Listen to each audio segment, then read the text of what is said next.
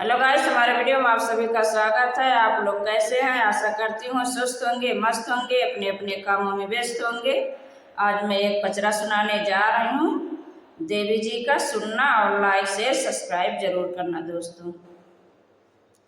पूर्वाही देशवा से आवे मैया लास करिया हो कि न चली है ना काशी गंगा सननवा हो कि न चली है ना। पूर्वाही देशवा से आवे मैया लास करिया हो कि न चली है ना काशी गंगा सननवा हो कि न चली है ना। अपने चौरवा से बोल काली मैया हो कि हम ही चलबै ना गंगा काशिया सननवा हो कि हम ही चलबै ना काशी गंगा सननवा हो कि हम ही चलबै ना।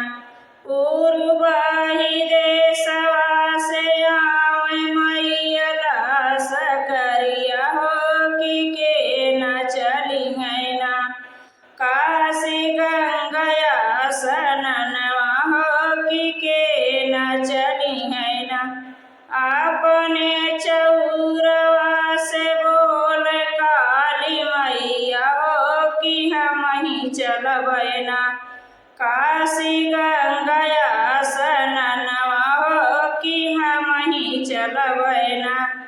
पूर्वाही देशवा से आवे मैया लास करिया हो कि न चली है ना काशी गंगा सननवा हो कि न चली है ना काशी गंगा सननवा हो कि न चली है ना।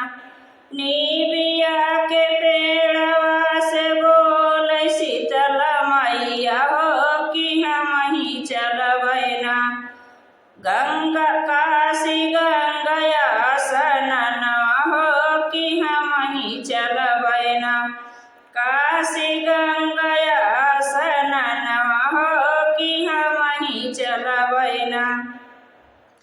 पूर्वाही देशवा से आवे मैया लास करिया हो कि न चली है ना काशी गंगा सननवा हो कि न चली है ना।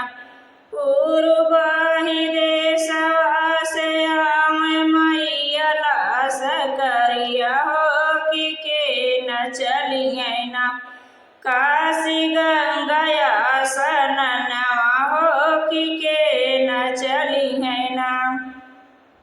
अपने चौरवा से बोल हठी मैया हो कि हम ही चलबै ना काशी गंगा सननवा हो कि हम ही चलबै ना काशी गंगा सननवा हो कि हम ही चलबै ना।